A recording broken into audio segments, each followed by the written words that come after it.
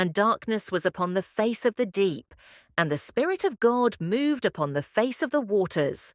Then a voice broke the silence, "Let there be light." and suddenly a brilliant, pure light erupted, piercing the darkness and illuminating the vast expanse. God saw the light, that it was good, and God divided the light from the darkness. He called the light day, and the darkness he called night. On the second day, God began to shape the heavens and the earth. He spoke, bringing order to the primordial chaos. "Let there be a firmament in the midst of the waters, and let it divide the waters from the waters." And so the firmament appeared, creating the expanse of the sky. On the third day, God continued his work, gathering the waters.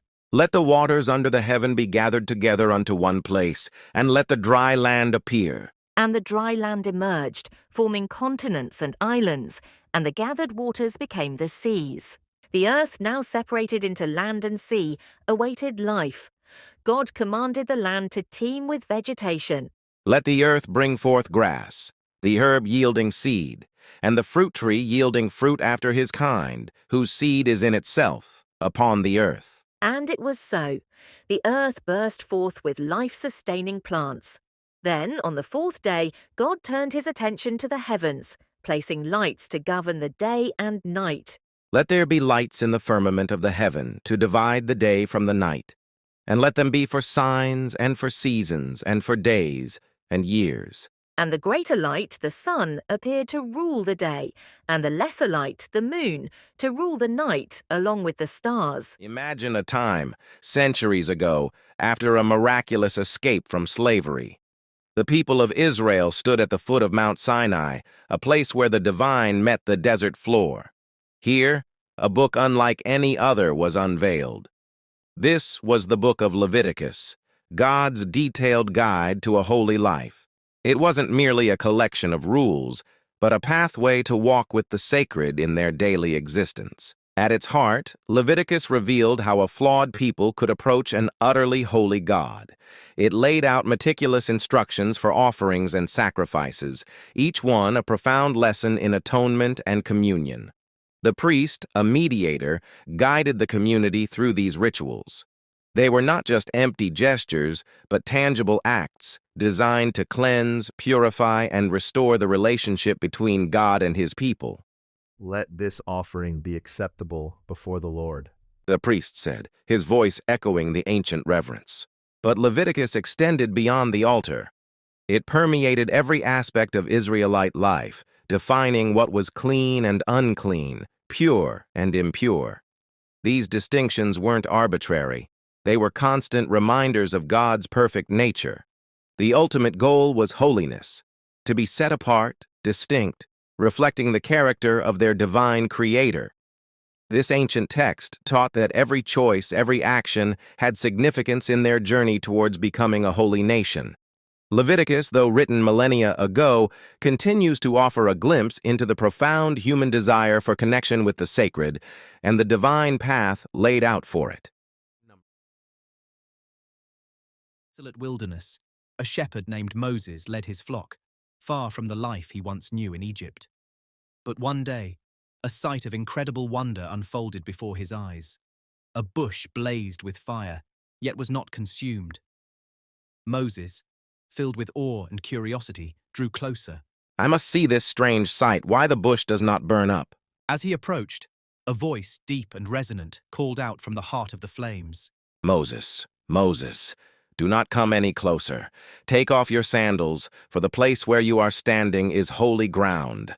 I am the God of your father, the God of Abraham, the God of Isaac, and the God of Jacob. I have indeed seen the misery of my people in Egypt. I have heard their cry, and I am concerned about their suffering.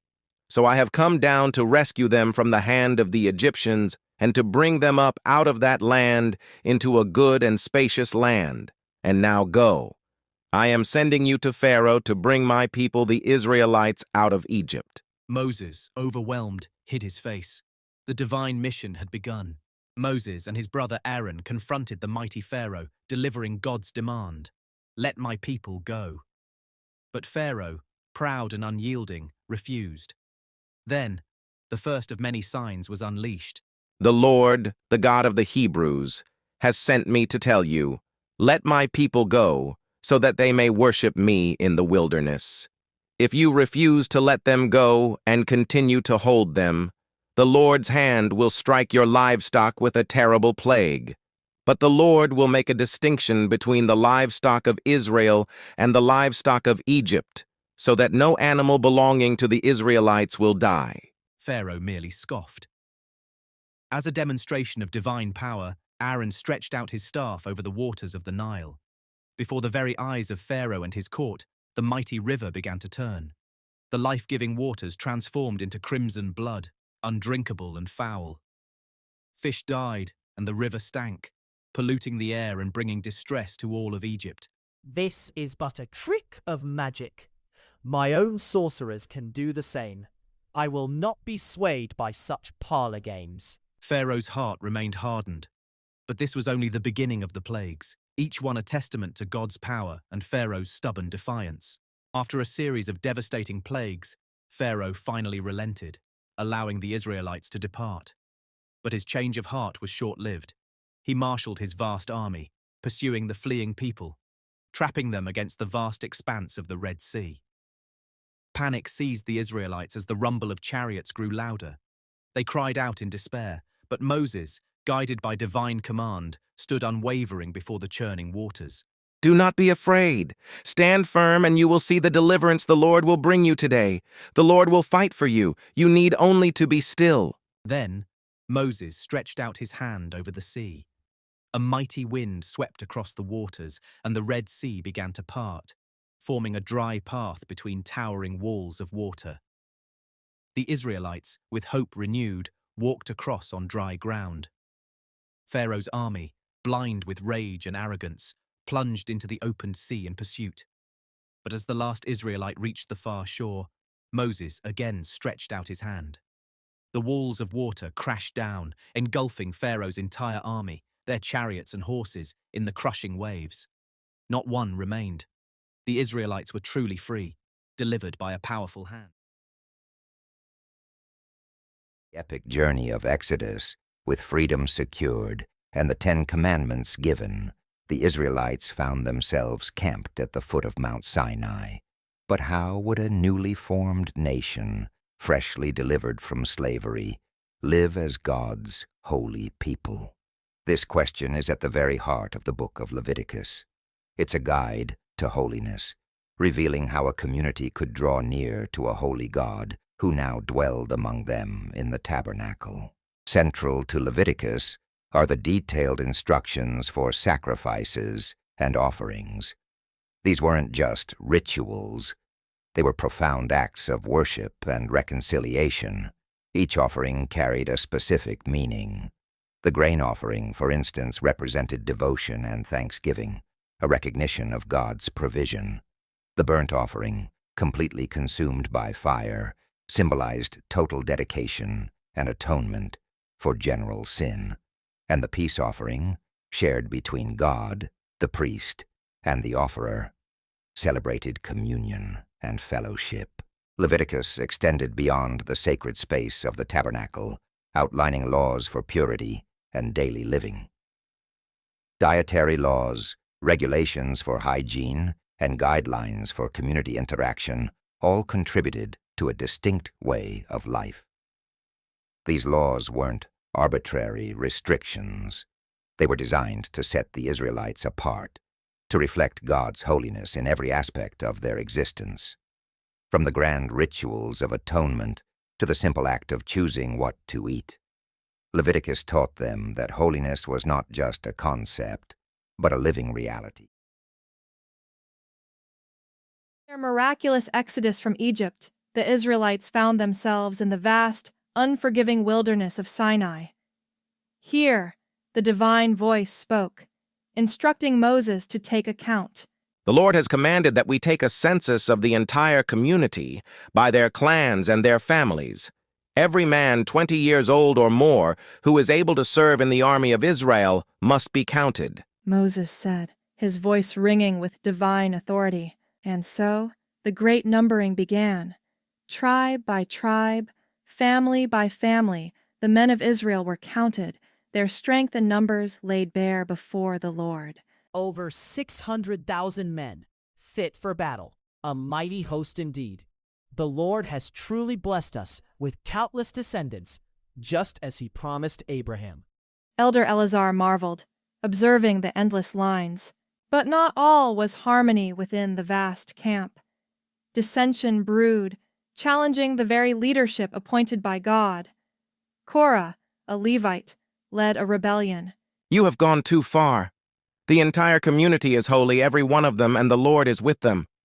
Why then do you set yourselves above the Lord's assembly? Korah declared, his voice filled with scorn.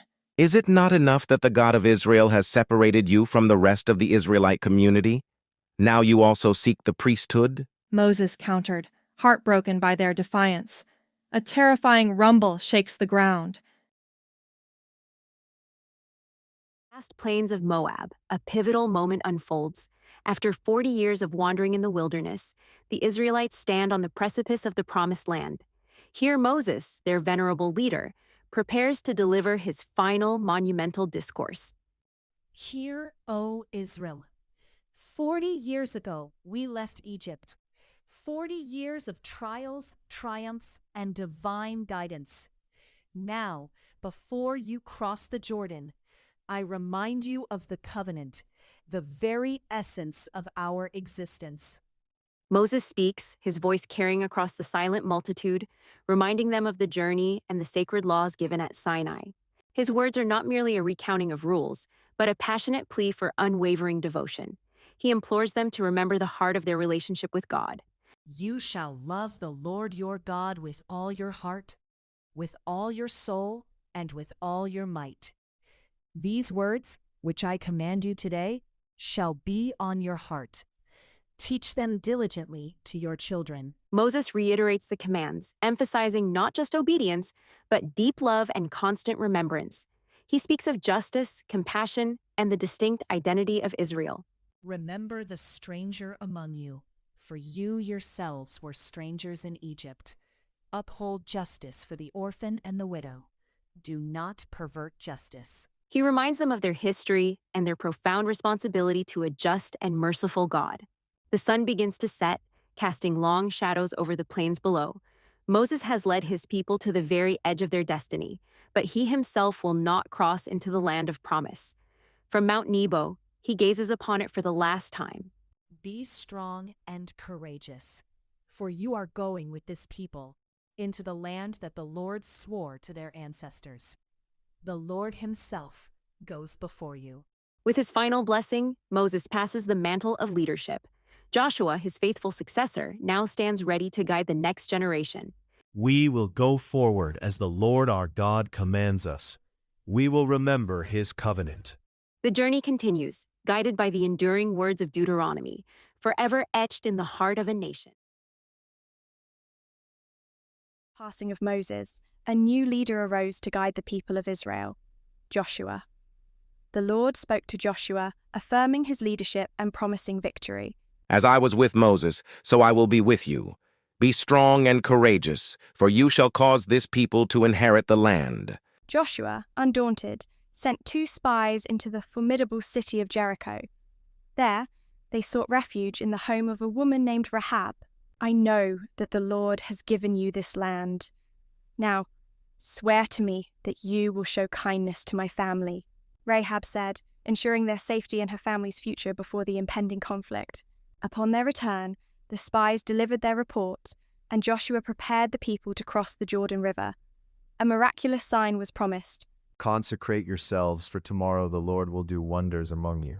Joshua commanded, and as the priests, bearing the Ark of the Covenant, stepped into the swollen waters, a breathtaking event unfolded.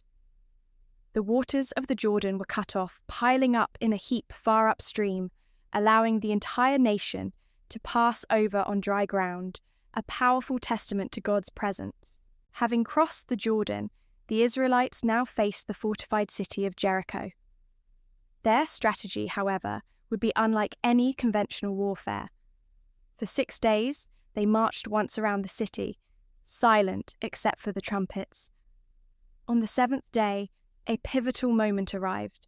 7 times they circled, then a great shout erupted. Shout, for the Lord has given you the city. Joshua declared, and as the people raised their voices in a mighty cry, the impossible happened. The massive walls of Jericho crumbled down, flattening, allowing the Israelites to storm the city and claim their first great victory in the Promised Land. Joshua's time, the Israelites entered a challenging period. They failed to fully drive out the peoples of Canaan, which led to a recurring cycle of disobedience and distress. The people repeatedly turned away from God, worshipping the gods of the surrounding nations. As a result, they would fall under the cruel oppression of their enemies. In their anguish, they would cry out to the Lord, and the Lord, in his persistent mercy, would raise up a deliverer, a leader known as a judge, to rescue them. Among these judges was a remarkable woman named Deborah, a prophetess who held court under a palm tree, dispensing wisdom and justice. She called upon Barak, a military commander, to lead Israel's army against Jabin, the king of Hazor, and his formidable commander Sisera, who had oppressed Israel for 20 long years. Has not the Lord, the God of Israel, commanded you to go and deploy your troops at Mount Tabor? Deborah said to Barak, urging him to action. If you go with me, I will go. But if you don't go with me, I won't go. Barak replied, showing his dependence on her presence. Deborah agreed to go, but declared that the glory of the victory would not be his, as Sisera would be delivered into the hands of a woman. And so it came to pass. Sisera fled on foot, only to be killed by Jael, a Kenite woman with a simple tent peg. This pattern of divine deliverance was repeated many times with different judges, including Gideon, Jephthah, and the mighty Samson. Each story highlights human frailty and God's persistent faithfulness, even when his people repeatedly strayed from his path. The book of Judges concludes with a sobering reflection on a time when there was no king in Israel, and everyone did what was right in their own eyes. This era serves as a powerful reminder of the consequences of abandoning divine guidance and the deep longing for righteous leadership in a chaotic world. Land of Judah, a severe famine struck the town of Bethlehem. A man named Elimelech, seeking survival for his family, migrated with his wife Naomi and their 2 sons to the fertile plains of Moab. Years passed in Moab. Sadly, tragedy befell the family. First, Elimelech, Naomi's husband, died.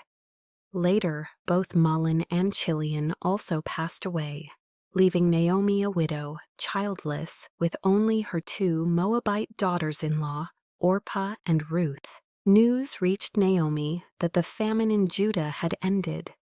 She decided to return to her homeland and urged Orpah and Ruth to go back to their own families. Go back, each of you, to your mother's home. May the Lord show you kindness, as you have shown to the dead and to me. Orpah, weeping, kissed Naomi goodbye and turned back towards her own people. But Ruth clung steadfastly to Naomi. Do not urge me to leave you or to turn back from following you. For wherever you go, I will go, and wherever you lodge, I will lodge. Your people will be my people, and your God, my God. Where you die, I will die, and there I will be buried. With Ruth's heartfelt declaration, Naomi ceased to persuade her. Together, they journeyed back to Bethlehem. Upon their arrival in Bethlehem, Naomi and Ruth were met with a mix of surprise and pity from the townsfolk. To provide for themselves, Ruth sought work in the fields, gathering fallen grain behind the harvesters. She happened upon a field belonging to Boaz, a wealthy and respected relative of Naomi's late husband Elimelech. Boaz soon noticed the diligent Moabite woman. May the Lord repay you for what you have done. May you be richly rewarded by the Lord, the God of Israel. under whose wings you have come to take refuge. Boaz, having heard of Ruth's unwavering loyalty and kindness to Naomi, commanded his workers to treat her with exceptional favor, even leaving extra grain for her to glean. 1 Samuel begins with a deep longing. Hannah, a woman burdened by barrenness, poured out her soul before the Lord at Shiloh. Lord, if you will only remember me and give me a son, I will dedicate him to you all the days of his life. Eli observed her earnest prayer. In due time, God heard Hannah's plea, and she bore a son named Samuel. True to her vow, she brought him to serve in the temple. Years later, as Samuel slept, a voice called his name. Samuel! Samuel! Samuel, at first mistaking it for Eli, eventually understood it was the Lord calling. He would become a powerful prophet and judge for Israel. As Samuel grew old, the people of Israel desired a king, like the other nations around them. They approached Samuel with their request. Give us a king to lead us, just like all the other nations. Samuel was displeased, but the Lord assured him this was a rejection of him, not Samuel. So the Lord guided Samuel to a humble man from the tribe of Benjamin. The Lord has chosen you, Saul, to be king over his inheritance. Saul, initially hiding among the baggage due to his humility, was presented to the people. He stood head and shoulders above everyone, a striking figure. The people shouted with joy, "Long live the king!" Who am I that I should be king? Saul, once humble, began to disobey the Lord's commands. His reign grew troubled, and God regretted making him king. The Lord then sent Samuel to Bethlehem to the house of Jesse to anoint a new king. Surely the Lord's anointed is before him. But the Lord told Samuel not to look at outward appearance, for man looks at the outward, but the Lord looks at the heart. Jesse presented 7 of his sons, but none were chosen. Finally, the youngest, a shepherd boy, was called. Rise and anoint him, for this is the one. Samuel poured oil on David's head, and from that day on, the Spirit of the Lord came powerfully upon David. This act set the stage for one of the greatest stories of leadership and faith in all of Israel. The devastating battle on Mount Gilboa, where King Saul and his son Jonathan fell, David received a messenger with grim news. I came out of the camp of Israel. I saw the battle turn against them. The king and his son are dead. The Amalekite claimed to have delivered the final blow to Saul and presented David with Saul's crown and bracelet. David was overcome with sorrow. How is it you were not afraid to put forth your hand to destroy the Lord's anointed? David then ordered the Amalekite executed for raising his hand against the Lord's anointed. Overcome by grief, David composed a lament for Saul and Jonathan. O Jonathan, you were slain on your high places. I am distressed for you, my brother Jonathan. Very pleasant have you been to me. Soon after, David and his men went to Hebron, where the elders of Judah gathered. We anoint you king over the house of Judah. For 7.5 years, David reigned over Judah in Hebron. But the time came for all of Israel to be united under one king. Delegations arrived from every tribe. Behold, we are your bone and your flesh. You shall be shepherd over Israel. And so David was anointed king over all Israel. His first major act was to conquer Jerusalem, a stronghold of the Jebusites. Whoever climbs up the water shaft and defeats the Jebusites shall be chief and commander. Joab led the assault, and Jerusalem fell. David made it his capital, building his palace and calling it the City of David. With Jerusalem established as his political capital, David yearned to bring the Ark of the Covenant, the symbol of God's presence, to his new city. Let us bring the ark of our God back to us, for we did not inquire of it in the days of Saul. The procession was a spectacle of celebration. David himself, filled with fervent devotion, danced with uninhibited joy. How the King of Israel honored himself today, uncovering himself in the eyes of his servants' female servants. David replied to Michal, making it clear his devotion was to the Lord. It was before the Lord, who chose me rather than your father and all his house, to appoint me ruler over the people of the Lord, over Israel, and I will play before the Lord. King David neared his end, a power struggle began. His son Adonijah declared himself king, but Queen Bathsheba and Nathan the prophet had other plans. My lord, did you not swear that Solomon, my son, would reign after you? Bathsheba asked, her voice laced with concern. Nathan then added his plea. Indeed, my king, Adonijah celebrates while your rightful heir Solomon remains unanointed. King David, gathering his last strength, made a decree. Bring Zadok the priest and Nathan the prophet. Anoint Solomon king immediately. And so, Solomon rode David's mule to Gihon, where he was anointed, marking the beginning of a new era. Solomon began his reign with a profound encounter. In a dream, the Lord appeared to him, offering a request. Give your servant an understanding heart to govern your people, that I may discern between good and evil. Solomon prayed, choosing wisdom above all else. The Lord was pleased and granted him not only wisdom, but also riches and honor. With his unparalleled wisdom, Solomon undertook his greatest task, building the Lord's temple in Jerusalem. Let us build a house for the name of the Lord my God, a house of great splendor, Solomon declared, overseeing the monumental construction. For 7 years, skilled artisans labored, creating a structure of breathtaking beauty and sanctity, a dwelling place for the divine presence. Despite his glorious start and the wisdom granted to him, Solomon's heart began to stray. He loved many foreign women who turned his heart after their gods. Surely a little worship of their deities will do no harm. Solomon rationalized, building high places for the gods of his wives. The Lord, who had appeared to him twice, was angered. Because Solomon failed to keep his covenant, the Lord declared that he would tear the kingdom from his son's hands. The book of the Second Kings unfolds a dramatic saga of two divided kingdoms, Israel and Judah, and the prophets who bore God's message. One such prophet, Elijah, was nearing the end of his earthly ministry, preparing to pass the torch to his devoted disciple, Elisha. Ask what I shall do for you before I am taken from you, Elijah said, pausing on their journey. Please let there be a double portion of your spirit on me. Elisha replied, seeking profound spiritual inheritance. Suddenly, a chariot of fire and horses of fire appeared, separating the two. Elijah was swept upward in a whirlwind into heaven.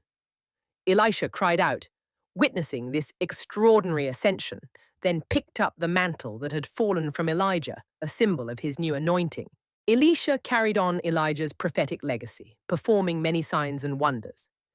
In Aram, a powerful commander named Naaman suffered from leprosy, a debilitating disease. A young Israelite servant girl in Naaman's household bravely suggested he seek out the prophet in Israel. I expected the prophet to surely come out to me, stand and call on the name of the Lord his God, wave his hand over the spot, and cure me of my leprosy. Naaman grumbled, furious that Elisha had merely sent a messenger with a simple instruction. My father, if the prophet had told you to do some great thing, would you not have done it? How much more then, when he tells you wash and be cleansed? A wise servant urged Naaman, calming his pride. Naaman, though hesitant, eventually descended into the Jordan River and dipped himself 7 times. Upon emerging, his skin was restored, pure as the flesh of a young boy, demonstrating God's healing power through Elisha. Despite such powerful demonstrations of God's presence, the kings of Israel and Judah largely turned away from him, leading their people into idolatry and disobedience. The northern kingdom of Israel fell to Assyria, and later, the southern kingdom of Judah faced the wrath of Babylon under King Nebuchadnezzar, as judgment for generations of transgression. Our strength falters, the city cannot hold. King Zedekiah, Judah's final king, despaired as the Babylonian army breached Jerusalem's defenses. The great temple built by Solomon was destroyed, and the people were carried away into exile, a poignant end to a once glorious kingdom, serving as a stark reminder of the consequences of neglecting God's covenant. The book of 1 Chronicles opens not with a flourish of kings, but with a deep dive into the very roots of humanity. It meticulously traces genealogies, beginning with Adam himself, mapping out the tribes of Israel, a stark reminder of identity and lineage for a people scattered and returning. Each name, a thread woven into the fabric of God's unfolding story, establishing the rightful place of the nation and, crucially, the line of King David. When the narrative shifts from lists of names, it lands squarely on the reign of King David. 1 Chronicles presents David not through the lens of his personal failings, but as the ideal king, a man consumed by the desire to honor God. We see his devotion in his preparations for the temple, gathering materials, organizing priests, even though he would not be the one to build it. He dedicated his life to establishing true worship. Written for the exiles returning to Jerusalem, 1 Chronicles served as a spiritual compass. It wasn't just history, it was a reaffirmation of their covenant with God, a reminder that despite their past, their hope lay in remembering God's promises, the importance of the temple, and the eternal nature of the Davidic line. The book ultimately points towards a future king, a descendant of David, who would perfectly fulfill God's eternal plan. The book of 2 Chronicles begins not with a whisper, but with the resounding triumph of King Solomon, a monarch blessed with unparalleled wisdom. His greatest achievement, the magnificent temple in Jerusalem, a dwelling place for the Most High. As the final stones were set, Solomon offered a prayer of dedication, and the heavens themselves responded. O Lord, God of Israel, there is no God like you in heaven or on earth. Let your eyes be open toward this temple day and night, for your name dwells here. May your presence fill this house. As Solomon finished speaking, fire descended from heaven, consuming the burnt offering and the sacrifices. And the glory of the Lord filled the temple, a visible sign of God's acceptance and covenant. But glory can be fleeting. After Solomon, his son Rehoboam ascended the throne. The people pleaded for a lighter burden than his father's, but Rehoboam listened to unwise counsel. Your father laid a heavy yoke upon us. Lighten the harsh labor, and we will serve you gladly. My little finger is thicker than my father's loins. If my father chastised you with whips, I will chastise you with scorpions. Rehoboam's arrogance proved catastrophic. 10 tribes rebelled, splitting the kingdom. From this point, 2 Chronicles narrows its focus to the kingdom of Judah, the lineage of David, and their wavering faithfulness to God. Amidst the turbulence, there were kings who sought the Lord. King Asa, unlike many before him, set his heart on God, ridding Judah of idolatry. When a vast army of Cushites invaded, Asa did not rely on his strength, but cried out to his God. O Lord, there is no one besides you to help in the battle between the powerful and those who have no strength. Help us, O Lord our God, for we rely on you. And the Lord struck down the Cushites before Asa and Judah, securing a great victory. Asa's reign demonstrated that faithfulness brought peace and prosperity, a recurring theme within the book. Decades of exile, the Jewish people yearned for their homeland. Then, an unexpected decree from a powerful king changed everything. The Lord, the God of heaven, has given me all the kingdoms of the earth, and he has appointed me to build a temple for him at Jerusalem in Judah. King Cyrus said, his voice echoing through the vast chamber. He declared that any of God's people among them were free to return and rebuild. Buoyed by Cyrus's decree, the first wave of exiles returned to Jerusalem, eager to rebuild their sacred temple. But their journey was far from easy. We will not be deterred. God's work must continue. Zerubbabel said, his voice ringing with resolve as he encouraged his weary workers. Yet opposition soon arose. You have no royal decree for this. Stop your construction. An adversary shouted, attempting to sow fear and discord, halting the rebuilding for years. But eventually, with renewed prophetic encouragement, the work resumed. Decades after the temple was rebuilt, the spiritual life of the community began to wane. Then, Ezra, a dedicated priest and scribe, arrived with a vital mission. Blessed be the Lord, the great God. Ezra said, opening the book of the law before all the people. He read aloud, clarifying its meaning, and a profound conviction settled over the crowd. This day is holy to the Lord your God. Do not mourn or weep. Ezra urged them, as the people responded with heartfelt repentance and renewed commitment to God's covenant, marking a powerful spiritual revival for the returning exiles. The Persian city of Susa lived Nehemiah, a trusted cupbearer to King Artaxerxes. One day, a delegation from Judah arrived, bringing news that would shatter Nehemiah's peace. The walls of Jerusalem are broken down, and its gates have been destroyed by fire, Hanani said, his voice heavy with sorrow. Nehemiah's heart sank at these words. O Lord God of heaven, you who keep covenant and steadfast love with those who love you and keep your commandments, let your ear be attentive and your eyes open to hear the prayer of your servant. Nehemiah prayed, his voice filled with anguish and hope. After securing the king's favor, Nehemiah journeyed to Jerusalem. He arrived discreetly, spending 3 nights before anyone knew his true purpose. Under the cloak of darkness, Nehemiah undertook a solemn inspection. The ruin is immense. We must rebuild this city, not for ourselves alone, but for the glory of God. Nehemiah declared his voice firm yet filled with resolve as he surveyed the extent of the devastation. Later, he gathered the city's leaders. You see the trouble we are in? Jerusalem lies in ruins, its gates burned. Come, let us rebuild the wall of Jerusalem, and we will no longer be in disgrace. Nehemiah urged them, his words inspiring courage. The people responded with an eager spirit, and the work began. But not everyone rejoiced. Sanballat the Horonite and Tobiah the Ammonite, enemies of the Jews, mocked and conspired, seeking to halt the rebuilding. What are these feeble Jews doing? Will they restore their wall? Will they offer sacrifices? Can they finish in a day? Sanballat scoffed, his voice dripping with derision. Do not be afraid of them. Remember the Lord, who is great and awesome, and fight for your families, your sons and your daughters, your wives, and your homes.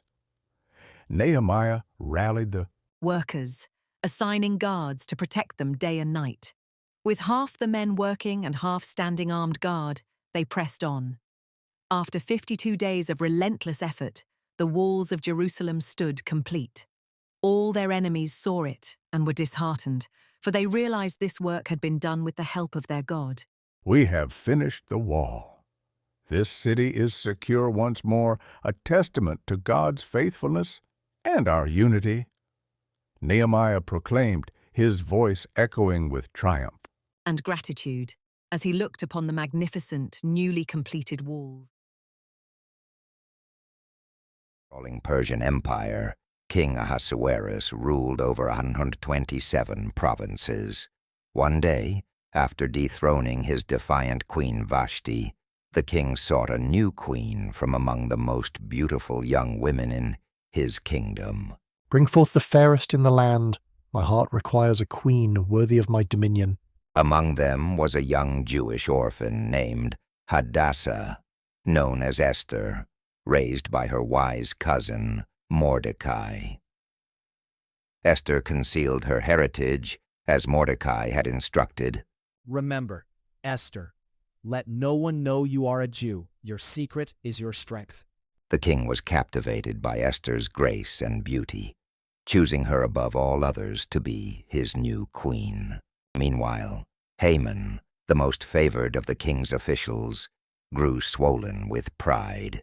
He demanded that all bow before him, But one man, Mordecai, refused to kneel. Who is this insolent Jew who dares defy me? His refusal is an insult to my very being. Discovering Mordecai's Jewish heritage, Haman plotted not just against Mordecai, but against all Jews throughout the empire. He convinced King Ahasuerus to sign a decree for their annihilation. There is a certain people scattered and dispersed among the peoples in all the provinces of your kingdom, whose laws are different from those of every other people. It is not to the king's advantage to let them remain. Do as you see fit. The silver is yours, and the people also, to do with them as seems good to you. A decree was sent throughout the kingdom, setting a date for the destruction of all Jews. Upon hearing the news, Mordecai tore his clothes and mourned openly, sending word to Queen Esther. Go to the king and plead for your people. You must intervene. But it is death to approach the king unbidden. Yet if I perish, I perish. I will go. With courage, Queen Esther entered the king's inner court, an act punishable by death if the king did not extend his golden scepter. King Ahasuerus, however, extended it, welcoming her. What is your wish, Queen Esther? It shall be granted, even up to half my kingdom. Esther cunningly invited the king and Haman to 2 banquets. At the second, she revealed her true identity and Haman's wicked plot. If I have found favor in your sight, O king, and if it pleases the king, let my life be granted me for my petition, and my people for my request. For we have been sold, I and my people, to be destroyed, to be slain, and to perish. The adversary is this wicked Haman. The king erupted in fury. That very night, Haman was hanged on the gallows he had prepared for Mordecai. Mordecai was then elevated to Haman's position, and a new decree was issued, allowing the Jews to defend themselves. Justice has prevailed. The Lord has protected his people. Through Queen Esther's bravery and Mordecai's wisdom, the Jewish people were saved from utter destruction. In the ancient land of Uz lived a man named Job. He was blameless and upright, fearing God and shunning evil. Job was blessed with immense wealth and a loving family, truly the greatest of all the people of the East. One day the angels came to present themselves before the Lord, and Satan also came with them. The Lord then turned to Satan. Have you considered my servant Job? There is no one on earth like him. He is blameless and upright, a man who fears God and shuns evil. Satan replied to the Lord, his voice laced with challenge. Does Job fear God for nothing? Have you not put a hedge around him and his household and everything he has? But now stretch out your hand and strike everything he has, and he will surely curse you to your face. The Lord, knowing Job's true heart, then permitted a trial, allowing Satan to test Job's faithfulness. Very well, then. Everything he has is in your power, but on the man himself, do not lay a hand. In a terrifying flurry of calamities, Job lost everything. His oxen, his donkeys, his sheep, his camels, his servants, and worst of all, his beloved children. They were all taken from him in a single devastating day. Job tore his robes and shaved his head, but his faith did not waver. Naked I came from my mother's womb, and naked I will depart. The Lord gave, and the Lord has taken away. May the name of the Lord be praised. Yet Satan struck again, afflicting Job with painful sores from the soles of his feet to the crown of his head. His wife, seeing his torment, spoke with bitterness. Are you still holding on to your integrity? Curse God and die. Job, though suffering greatly, rebuked her gently. You are talking like a foolish woman. Shall we accept good from God and not trouble? When Job's 3 friends, Eliphaz the Temanite, Bildad the Shuhite, and Zophar the Naamathite, heard about all the troubles that had come upon him, they came from their homes to sympathize with him and comfort him. When they saw him from a distance, they barely recognized him. They sat on the ground with him for 7 days and 7 nights. No one said a word to him because they saw how great his suffering was. After this, Job opened his mouth and cursed the day of his birth, beginning a long and agonizing debate with his friends about the nature of his suffering and God's justice. For many agonizing chapters, Job and his friends debated the reasons for his suffering. His friends insisted he must have sinned to deserve such torment, but Job maintained his innocence, longing for an answer from God himself. As their arguments reached a fever pitch, a powerful whirlwind appeared, and the voice of the Lord spoke directly to Job. Who is this that obscures my plans with words without knowledge? Brace yourself like a man. I will question you, and you shall answer me. Where were you when I laid the earth's foundation? Tell me, if you understand. God continued, revealing his boundless power and wisdom in creation. Job, overwhelmed by the divine presence, humbled himself before the Almighty. I know that you can do all things. No purpose of yours can be thwarted. Surely I spoke of things I did not understand, things too wonderful for me to know. Therefore, I despise myself and repent in dust and ashes. After Job prayed for his friends, the Lord restored his fortunes and gave him twice as much as he had before. He was blessed with 7 more sons and 3 daughters, and lived to see 4 generations of his family. Job's final days were filled with peace and prosperity, a testament to his enduring faith and God's ultimate justice. Millennia, the Book of Psalms is more than just a collection of sacred songs. It is a tapestry woven from the deepest human experiences.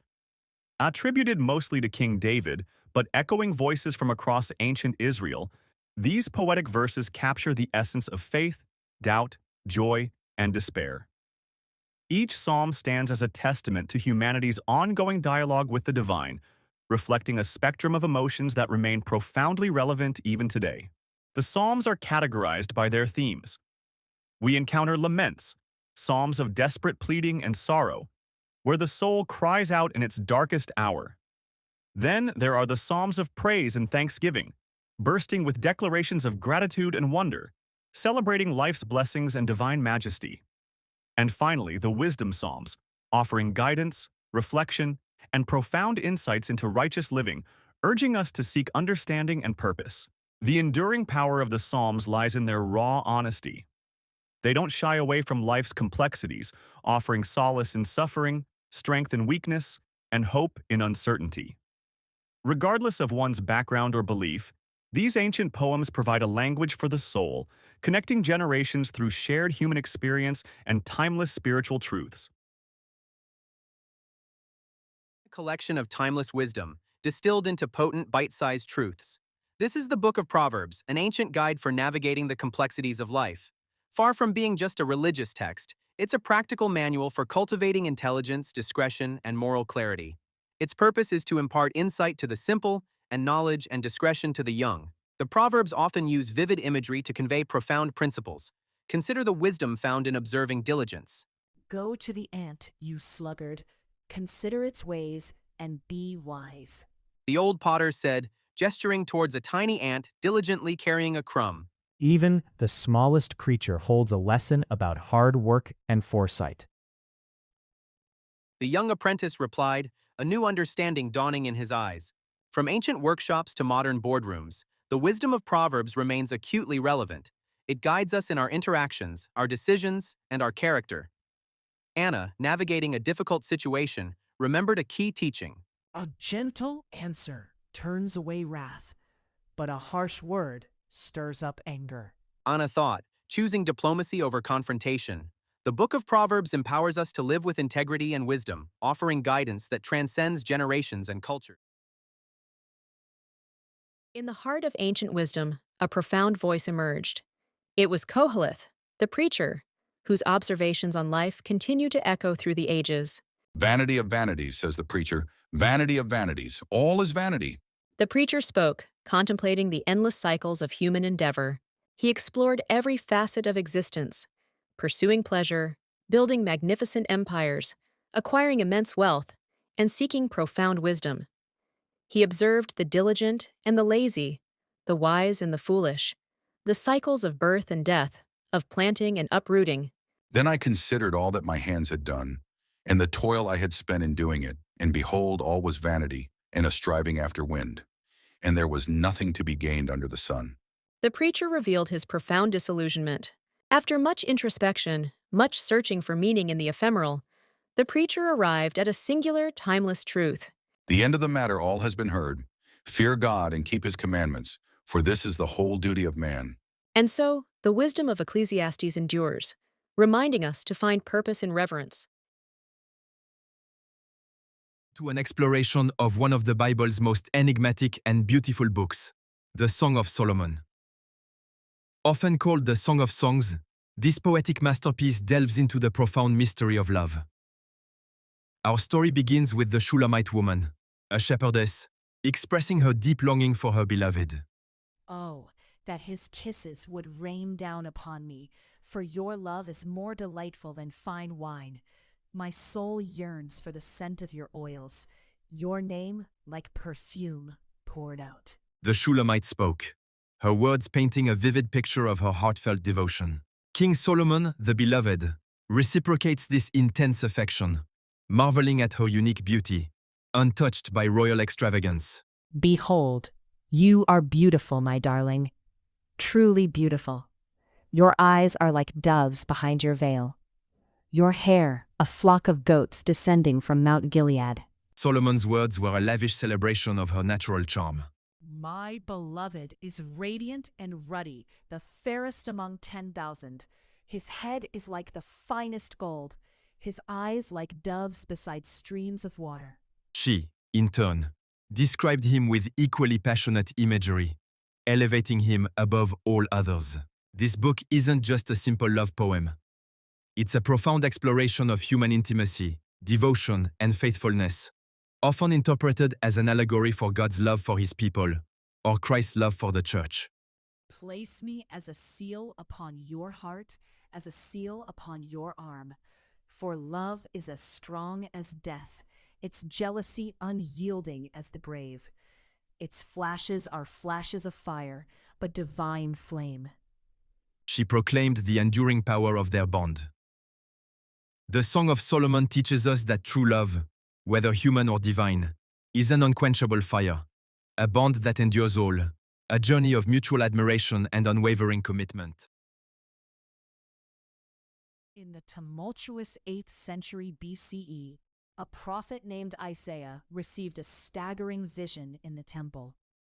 It was a divine call which would define his life's monumental work. Woe is me, for I am undone, because I am a man of unclean lips, and I dwell in the midst of a people of unclean lips. For my eyes have seen the King, the Lord of hosts.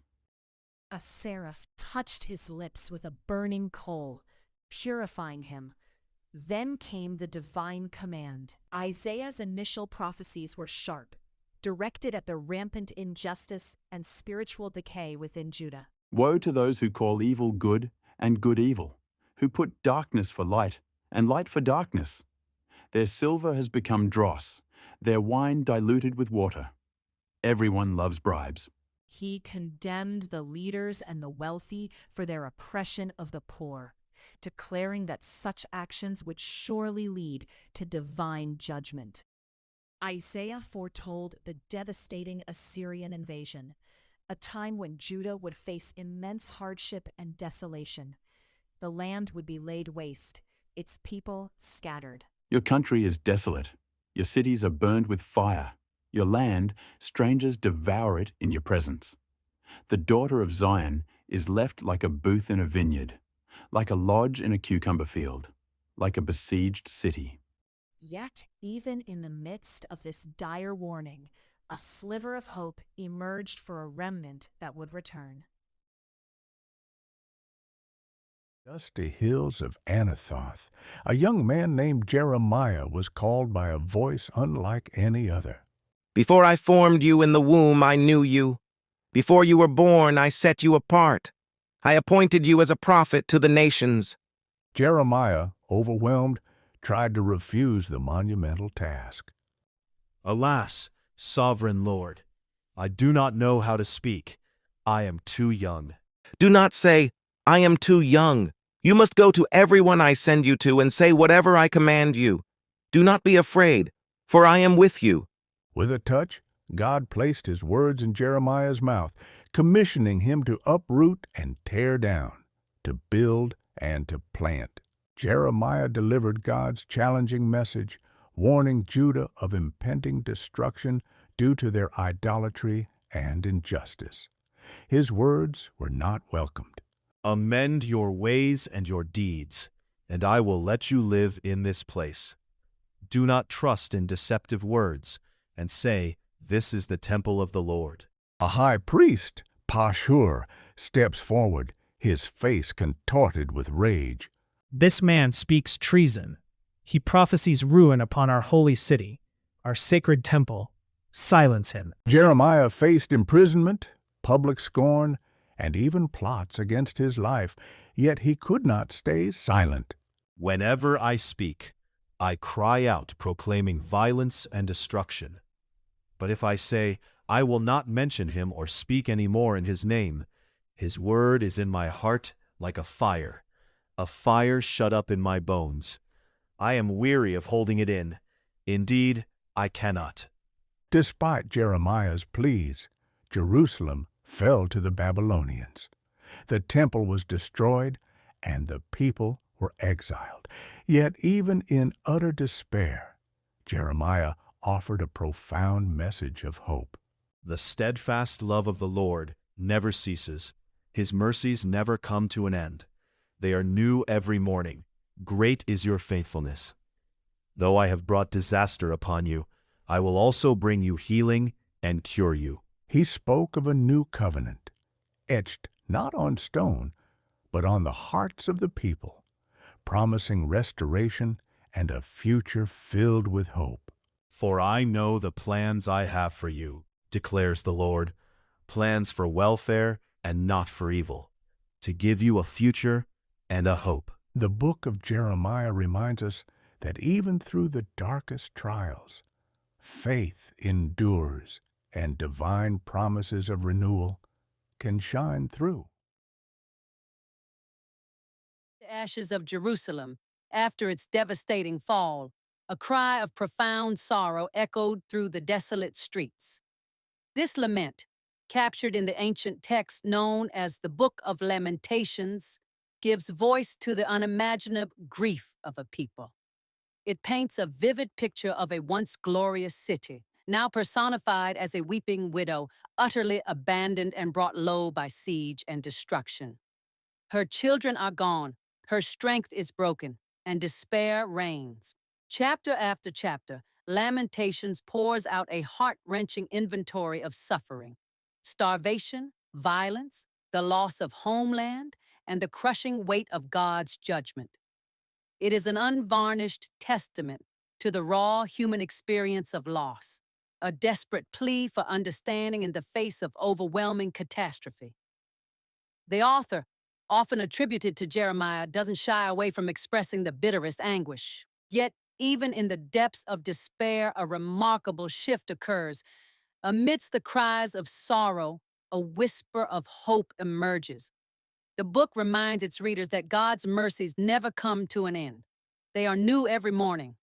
This profound pivot from utter devastation to an affirmation of God's steadfast love transforms Lamentations from a mere chronicle of tragedy into a powerful testament of enduring faith and resilience. It teaches us that even in the our fifth darkest year of King Jehoiakim's exile, by the Chebar Canal in Babylon, the word of the Lord came to Ezekiel the priest. He was among those uprooted from their homeland, far from Jerusalem. Suddenly, a whirlwind emerged from the north, a great cloud with flashing lightning and brilliant light surrounding it. From its midst, 4 living creatures appeared, their forms awe-inspiring. I saw a throne like sapphire, and upon it was a figure like that of a man. From his waist down, fire. From his waist up, the radiance of an amber glow. Ezekiel said, "This was the appearance of the likeness of the glory of the Lord." And with that vision, his priestly life transformed into that of a prophet, burdened with messages for a rebellious people. The Lord appointed Ezekiel as a watchman, a sentinel for the house of Israel. His duty was to warn, to speak God's truth, whether the people listened or refused. Through symbolic actions and stark words, Ezekiel depicted Jerusalem's impending doom.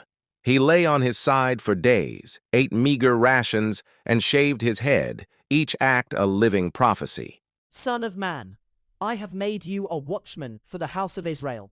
So hear the word from my mouth and give them warning from me. Years later, after Jerusalem's fall, despair gripped the exiles. They felt utterly lost, like scattered, lifeless bones. But God led Ezekiel to a vision of profound hope.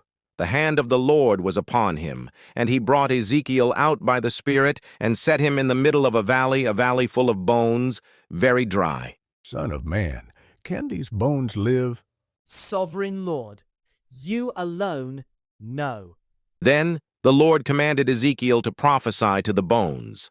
A mighty rattling filled the valley as bones came together, sinews and flesh appeared, and skin covered them. The desolation of Babylonian exile, a priest named Ezekiel grappled with loss and uncertainty. But it was here, by the Chebar Canal, that the divine broke through. Oh, Lord, how long must your people suffer in this foreign land? Has your glory departed from us forever?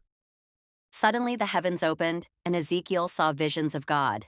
A whirlwind appeared from the north, bringing with it a great cloud and flashing fire. Within it, 4 living creatures emerged, each with 4 faces and 4 wings. They were accompanied by 4 gleaming wheels, full of eyes. Above them, a throne of sapphire, and seated upon it, a figure radiating immense light. It was the appearance of the likeness of the glory of the Lord. Overwhelmed, Ezekiel fell to the ground.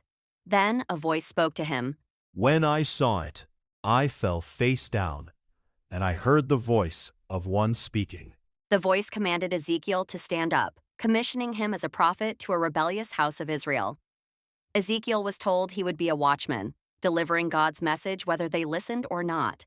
Ezekiel's early prophecies were stark, declaring judgment upon Jerusalem and Israel for their idolatry, injustice, and spiritual adultery. He described the coming destruction of the temple, the very heart of their religious identity, as a consequence of their persistent rebellion. The word of the Lord came to me. Son of man, set your face against the mountains of Israel and prophesy against them. I will destroy your high places, your altars will be demolished, and your idols broken. Ezekiel prophesied that God's glory, once residing in the temple, would depart, leaving the city vulnerable. He also pronounced judgments against surrounding nations who rejoiced in Israel's downfall, reminding all that God's justice extended over every land. Because you clapped your hands and stamped your feet, and rejoiced with all the contempt of your soul against the land of Israel, I will stretch out my hand against you. But the book of Ezekiel is not solely about destruction. After the fall of Jerusalem, Ezekiel's message shifted to one of profound hope and restoration. God revealed his plan to revive his people, symbolized most powerfully by the vision of the Valley of Dry Bones. The hand of the Lord was on me, and he brought me out by the Spirit of the Lord, and set me in the middle of a valley. It was full of bones. And he said to me, Son of man, can these bones live? And I answered, Sovereign Lord, you alone know. The Lord commanded Ezekiel to prophesy to the bones, promising to bring breath into them, and they would live again. And as Ezekiel prophesied, a great rattling sound occurred, and the bones came together, each to its own bone. Tendons and flesh appeared, and skin covered them, but there was no breath in them. Then the Lord instructed Ezekiel to prophesy to the breath. Prophesy to the breath. Prophesy, Son of man, and say to it, This is what the Sovereign Lord says. Come, breath, from the 4 winds, and breathe into these slain, that they may live. And breath entered them, and they came to life and stood up on their feet. A vast army. This vision represented the resurrection of Israel, promising a new spirit, a new covenant, and a return to their land. Ezekiel then received a vision of a new, magnificent temple where God's glory would return to dwell among his people forever, signifying complete spiritual and physical restoration. When Jerusalem fell, young, intelligent men were brought to Babylon, among them Daniel and his 3 friends. They were to be trained in the king's service, fed from his very table. I request, please, that we not defile ourselves with the king's food and wine. Daniel said to Ashpenaz, the chief official, seeking an alternative. I fear my lord the king, who has assigned your food and drink. If he sees you looking worse than the other young men, he will have my head." Ashpenaz replied, expressing his deep concern. Please test your servants for 10 days. Give us nothing but vegetables to eat and water to drink. Then compare our appearance with that of the young men who eat the royal food. Daniel proposed a simple test. 10 days later, they appeared healthier and better nourished than any of the other youths. From then on, they were given only vegetables and water. Years passed, and King Nebuchadnezzar was tormented by a dream he could not recall, nor understand.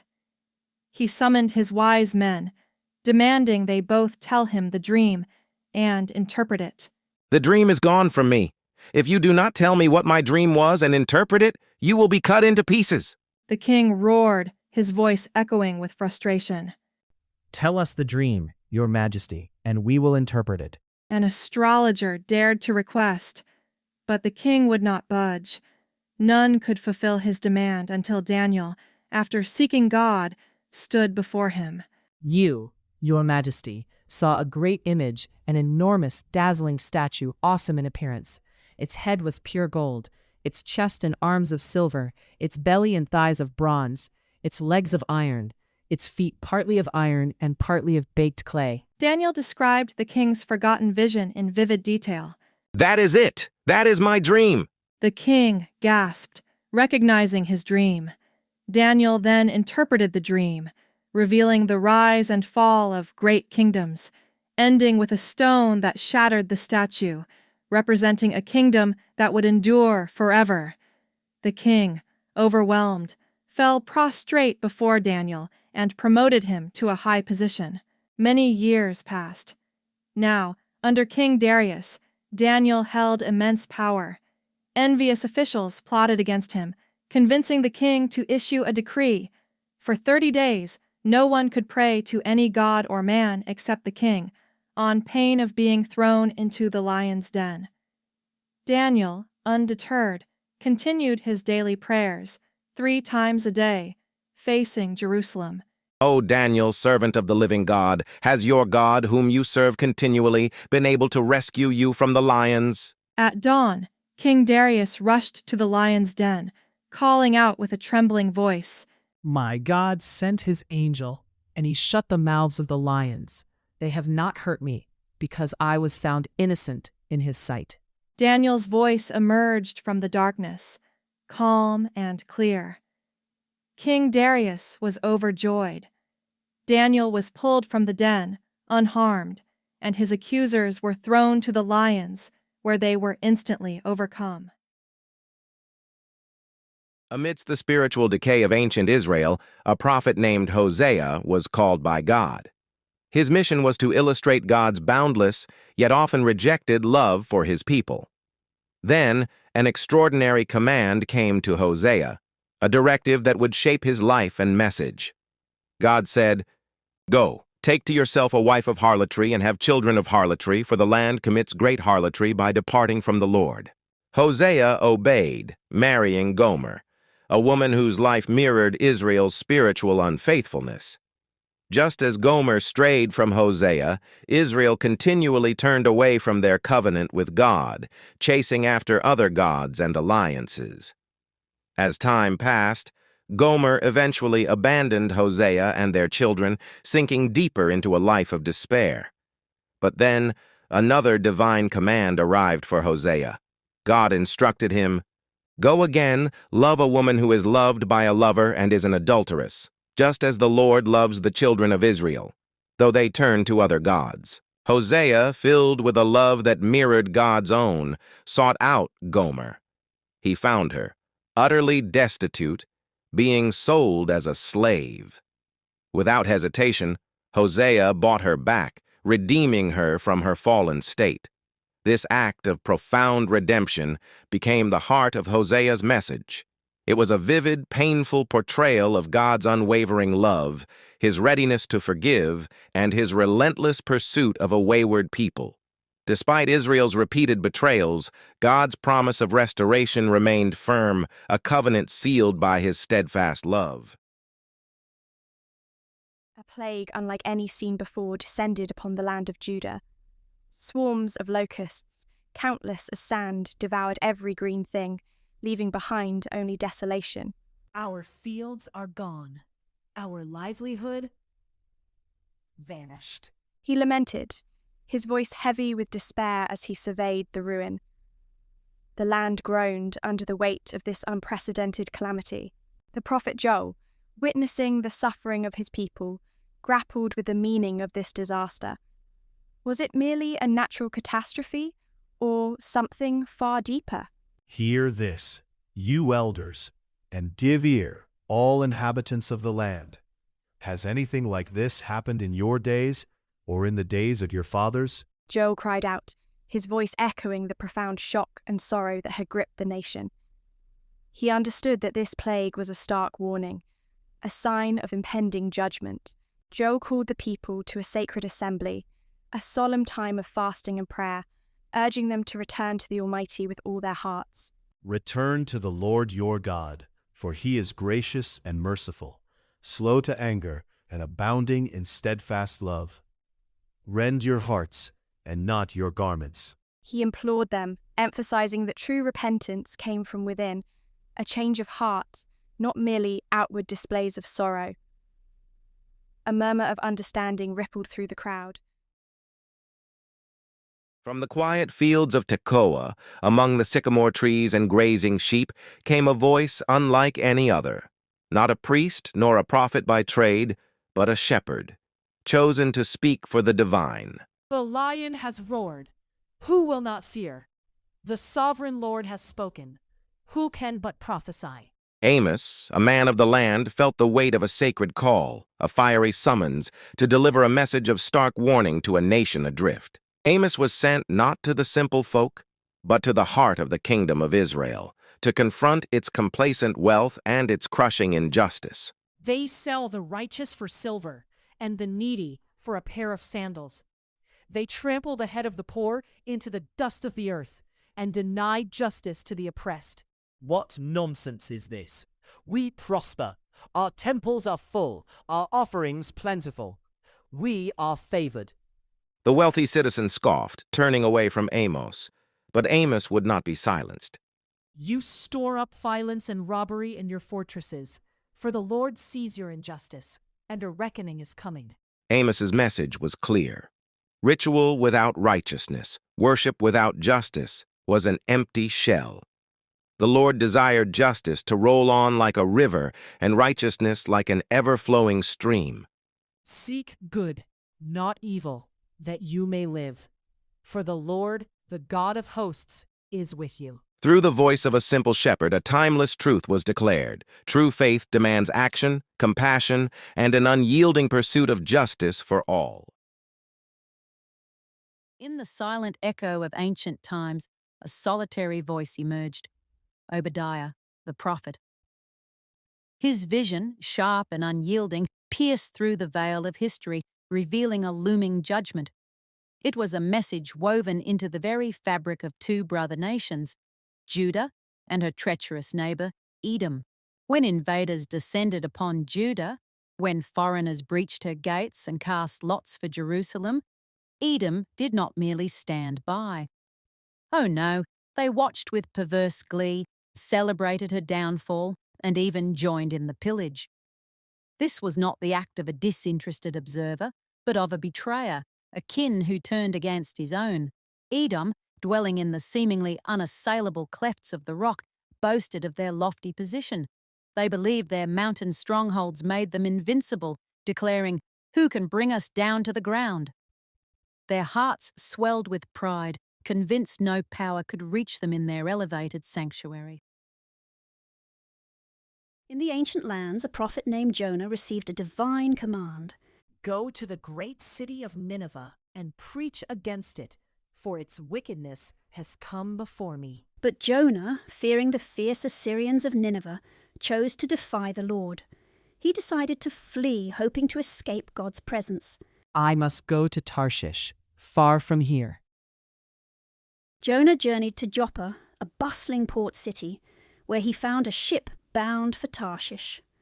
He paid his fare and boarded, seeking refuge in the open sea. As the ship sailed, a mighty storm erupted, threatening to shatter the vessel.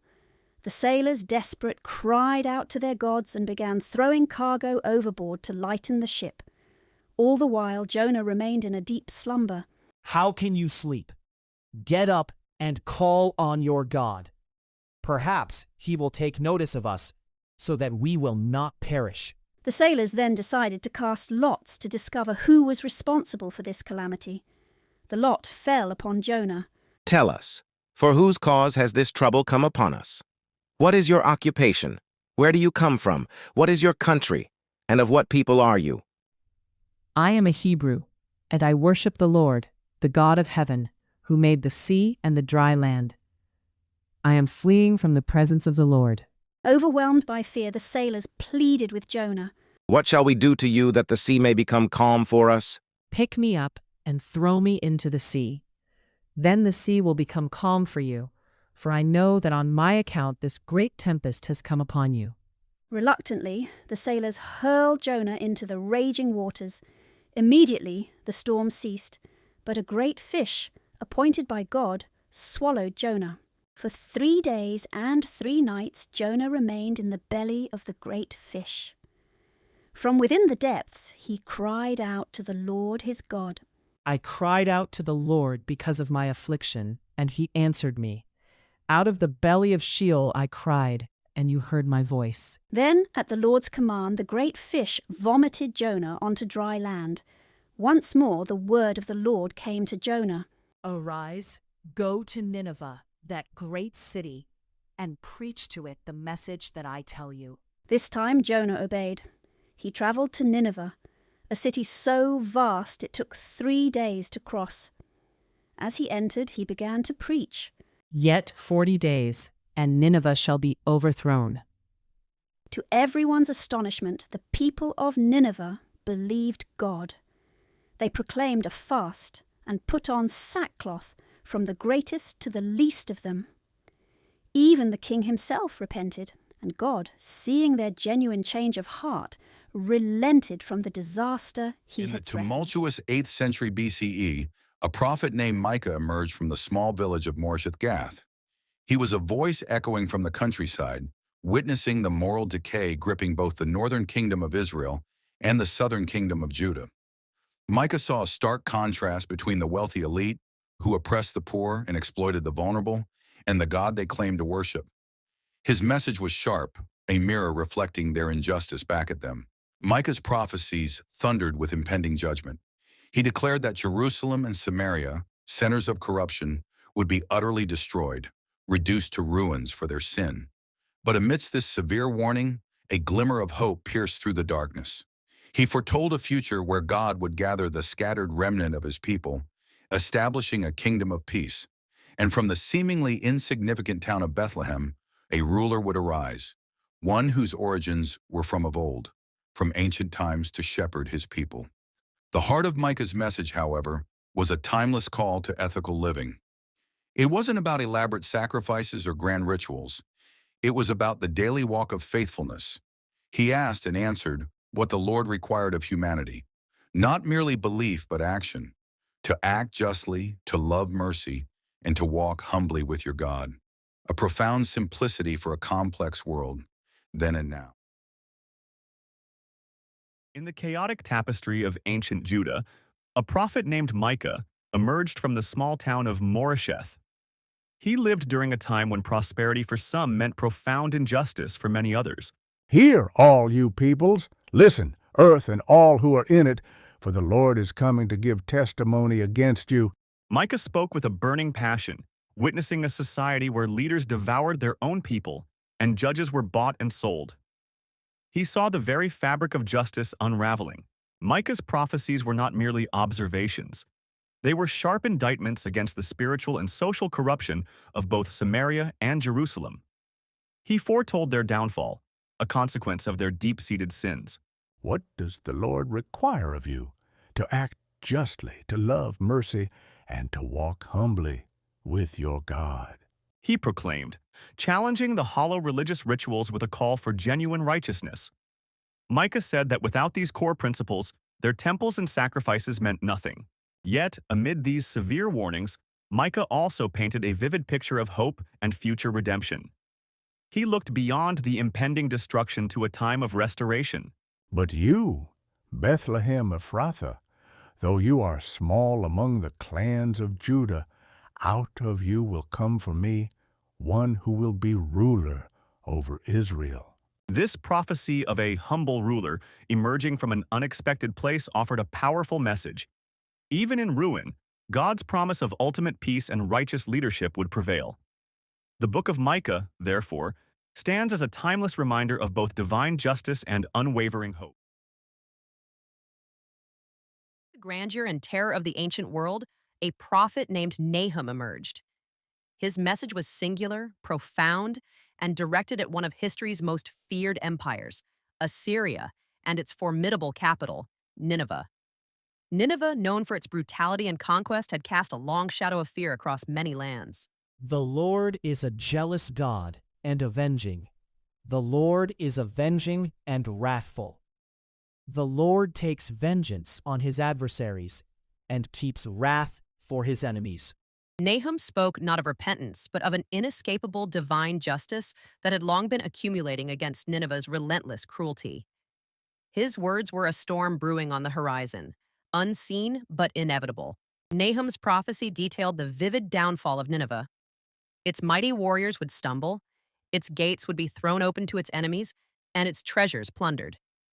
The city that terrorized nations would itself become a spectacle of ruin. Yet amidst this judgment, there was a profound promise. Behold, on the mountains, the feet of him who brings good news, who publishes peace. Keep your feasts, O Judah, fulfill your vows, for never again shall the worthless pass through you.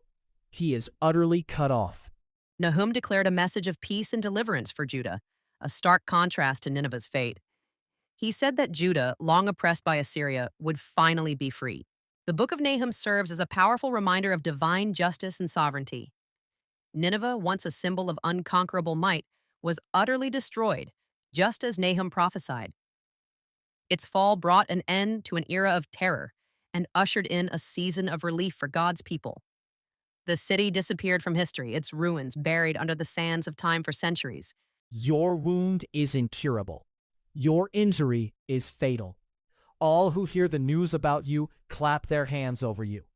For upon whom has not your evil continually passed? Nahum's words resonate beyond ancient history, offering a timeless message that even the most powerful empires are accountable, and that divine justice, though sometimes slow, is ultimately certain. The book of Nahum reminds us of the enduring nature of justice and the ultimate security of those who trust in a righteous God. In a time of widespread corruption and violence, the prophet Habakkuk wrestled with profound questions about God's justice. He saw the suffering of his people, the rampant wickedness, and cried out, How long, O Lord, must I call for help, but you do not listen? I cry out to you, violence, but you do not save. Habakkuk felt the weight of his nation's sin and God's apparent silence. He continued to question, Why do you make me look at injustice? Why do you tolerate wrongdoing? Destruction and violence are before me. There is strife and conflict abounds. Then an unexpected answer came to Habakkuk, a divine revelation that would shake his understanding of justice. The Lord revealed his startling plan. He was raising up the Chaldeans, the Babylonians, a fierce and impetuous people, to execute his judgment. Lord, are you not from everlasting? You are my God, my Holy One. We will not die. O Lord, you have appointed them to execute judgment. O Rock, you have ordained them to punish. Habakkuk, aghast, struggled with this revelation. How could a righteous God use a nation even more wicked than Judah to bring about justice? Your eyes are too pure to look on evil. You cannot tolerate wrongdoing. Why then do you tolerate the treacherous? Why are you silent while the wicked swallow up those more righteous than themselves? God then reassured Habakkuk, promising that the wicked, even the Babylonians, would ultimately face their own downfall. He declared a fundamental truth. the righteous person will live by his faithfulness. Habakkuk, filled with a new understanding, offered a prayer of profound trust, acknowledging God's majesty and sovereignty. Though the fig tree does not bud, and there are no grapes on the vines, though the olive crop fails, and the fields produce no food, though there are no sheep in the pen, and no cattle in the stalls, yet I will rejoice in the Lord. I will be joyful in God my Savior. The sovereign Lord is my strength. He makes my feet like the feet of a deer. He enables me to tread on the heights. And so, Habakkuk learned that even in the face of incomprehensible circumstances, true faith means trusting in God's character and His ultimate plan, finding joy in Him alone. Chaotic days of King Josiah, a prophet named Zephaniah delivered a stern message to the kingdom of Judah. It was a warning of an impending and fearsome reckoning. I will sweep away everything from the face of the earth, declares the Lord. I will destroy humans and animals, the birds of the sky and the fish of the sea. Zephaniah, speaking for the Lord, foretold a terrible day of the Lord coming upon Judah due to their rampant idolatry, injustice, and corruption. The prophet's message wasn't just for Judah, it extended to the surrounding nations. He declared that God's judgment would be universal, affecting Philistia, Moab, Ammon, and even Assyria.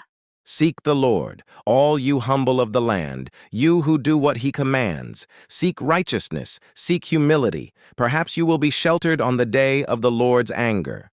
His call was clear. Repentance and humility were the only path to potentially avoid the wrath to come. Zephaniah emphasized that God's sovereignty extended over all peoples. Yet, even amidst dire warnings, Zephaniah's prophecy concluded with a powerful message of hope and restoration, a future where a purified remnant would return. The Lord your God is with you. He is mighty to save. He will take great delight in you. He will quiet you with His love. He will rejoice over you with singing. He spoke of a time when injustice would be removed, and Jerusalem would be a place of praise and honor, its people dwelling in security and peace. A promise of joy after purification. 70 years of exile, the people of Judah returned to Jerusalem, yet the grand temple lay in ruins. They rebuilt their own homes, but the house of the Lord remained neglected. The prophet Haggai raised his voice, challenging their misplaced priorities. Is it time for you yourselves to dwell in your paneled houses, while this house lies in ruins? Consider your ways. You have sown much and harvested little. You eat, but are not satisfied. You drink, but are not filled. You clothe yourselves, but no one is warm. And he who earns wages to put them into a bag with holes. Haggai then said, calling them to reflection, Go up to the hills and bring wood and build the house, that I may take pleasure in it and be glorified, says the Lord. Inspired by Haggai's words, the people began the daunting task of rebuilding. Yet the work was slow, and the new foundation seemed insignificant compared to the magnificent Temple of Solomon. Doubt began to creep into their hearts, but the Lord sent Haggai with a message of reassurance and a powerful promise. Who is left among you who saw this house in its former glory? And how do you see it now? Is it not as nothing in your eyes? Haggai asked, acknowledging their disappointment, then declared, Yet now be strong, O Zerubbabel, declares the Lord. Be strong, O Joshua, son of Jehozadak the high priest. Be strong, all you people of the land, declares the Lord, and work, for I am with you, declares the Lord of hosts, according to the covenant that I made with you when you came out of Egypt. My spirit remains in your midst. Fear not. The Lord's promises extended beyond the immediate task of building. He had a special word for Zerubbabel, the governor, a prophecy that pointed to future glory and divine favor. I am about to shake the heavens and the earth and the sea and the dry land, and I will shake all nations, so that the treasures of all nations shall come in, and I will fill this house with glory, says the Lord of hosts. The silver is mine, and the gold is mine, declares the Lord of hosts. Haggai declared, his voice resonating with divine authority. Then, looking directly at Zerubbabel, he pronounced a final momentous word. On that day, declares the Lord of hosts, I will take you, O Zerubbabel, my servant, the son of Shealtiel, declares the Lord, and make you like a signet ring, for I have chosen you, declares the Lord of hosts. And so, through the prophet Haggai, the people were reminded that even in seasons of small beginnings and perceived lack, God's presence, provision, and ultimate plan remain steadfast. After the people of Judah returned from Babylonian exile, hope was dim. The temple lay incomplete and hearts were heavy. Into this weariness, God raised a young prophet named Zechariah, bearing a powerful message. Return to me, declares the Lord Almighty, and I will return to you. Zechariah declared, calling the disheartened community back to God and reminding them of his enduring promise. God then granted Zechariah a series of night visions, unveiling divine blueprints for their future. One vivid vision revealed a glorious golden lampstand, flanked by 2 living olive trees. What are these, my Lord? This is the word of the Lord to Zerubbabel. Not by might, nor by power, but by my Spirit, says the Lord Almighty. The accompanying angel explained that the completion of the temple, the rebuilding of their spiritual center, would not come through human strength, but solely by God's Spirit. But Zechariah's prophecies stretched far beyond the immediate future, painting a detailed picture of a greater hope, the coming Messiah. See, your king comes to you, righteous and victorious, lowly and riding on a donkey. And they will look on me, the one they have pierced. He prophesied, revealing both the humble entry and the ultimate sacrifice of the promised king. Zechariah further foretold a day when living waters would flow from Jerusalem, bringing healing and life to the entire world. Years after the grandeur of Solomon's temple, and decades after returning from Babylonian exile, the people of Israel found themselves in a spiritual desert. How have you loved us? The Israelite asked, their faith wavering amidst hardship. The Lord, however, responded through the prophet Malachi, reminding them of his unwavering choice. God declared, I have loved you, but the priests and the people had grown complacent, offering him less than their best. Malachi's message sharply condemned the corruption of the priesthood. The very leaders meant to guide the people had strayed, treating God's altar with contempt. Is it not just a small blemish? The Lord will still accept it. The priest muttered, dismissing the sacredness of the offering. They were offering blind animals and lame sacrifices, expecting God to be pleased.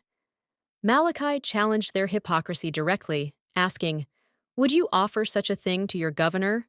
Would he be pleased with you?